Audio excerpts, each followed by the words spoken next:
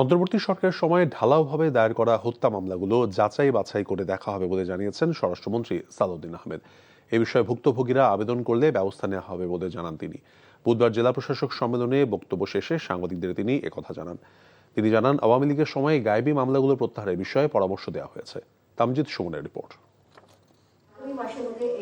রাজধানীর ওসমানী স্মৃতি মিলনায়তনে ডিসি সম্মেলনের শেষ দিনে বৈঠক করেন সরকারের গুরুত্বপূর্ণ মন্ত্রীরা।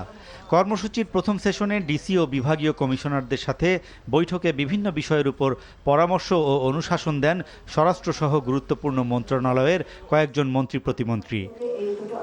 বৈঠক শেষে সাংবাদিকদের সাথে কথা বলেন স্বরাষ্ট্রমন্ত্রী। বলেন, ইন্টারিমের সময় যেসব অস্ত্র উদ্ধার করা সম্ভব হয়নি সেগুলো বাজেয়াপ্ত করার নির্দেশ দেওয়া হয়েছে। প্রত্যাহার করতে বলা হয়েছে আওয়ামী লীগের সময়কার গায়েবী মামলাও। এছাড়া অন্তর্বর্তী সরকারের সময় ঢালাও আসামি করে হত্যা মামলাগুলোর বিষয়েও কথা বলেন তিনি।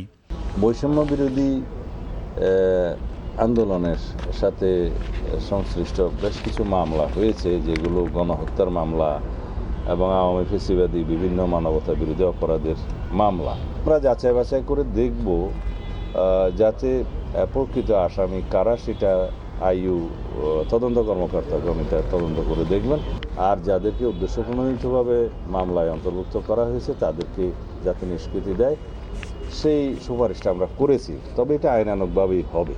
এক প্রশ্নের জবাবে পুশিনের ঘটনা আর ঘটবে না এমন আশাবাদ জানিয়ে মন্ত্রী বলেন, বর্ডার গার্ডকে সতর্ক থাকতে নির্দেশ দেওয়া হয়েছে।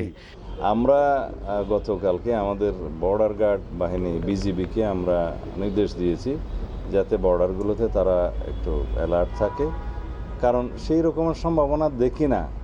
যদি হয় যাতে অ্যাড্রেস করতে পারে, সেই জন্য আমরা আগে থেকে সতর্কতা অবলম্বন করেছি। এর আগে স্থানীয় পর্যায়ে বিভিন্ন কর্মকাণ্ডে জেলা প্রশাসকদের পূর্ণাঙ্গ সহযোগিতা চান বন ও পরিবেশ মন্ত্রী, পার্বত্য চট্টগ্রাম বিষয়ক মন্ত্রী এবং ক্রীড়ামন্ত্রী। আমরা বলছি যে ওনাদেরকে আমরা যে কার্যক্রমগুলো হাতে নেই, যেগুলি হাতে আসে, যেগুলি হাতে নেব, সেগুলির জন্য ওনারা আমাদেরকে সহযোগিতা করে পূর্ণ উদ্যমে, যাতে করে এগুলি ঠিকমতো বাস্তবায়ন হয়। ওনাদেরকেও বলেছি আমরা একটা রূপান্তরিত গণমাধ্যম ইকোসিস্টেমের মধ্যে প্রবেশ করতে যাচ্ছি। মিসইনফরমেশন এবং আমাদের ডিসইনফরমেশনকে কমব্যাট করা, ফেস করা যতটা সম্ভব গণমাধ্যমের সঙ্গে সংযোগ রেখে এটা নিয়ম শৃঙ্খলার মধ্যে আনা, সেগুলির দিকে আমরা মনোযোগ দিব।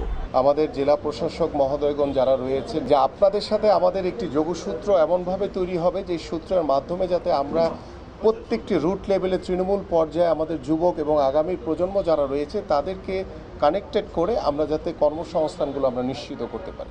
এছাড়া এবার কোরবানির ঈদে পশুর চামড়া সংরক্ষণের জন্য সরকার জেলা পর্যায়ে লবণ সরবরাহ করবে বলেও জানানো হয়। Tamjid Suman, NTV news, Dhaka.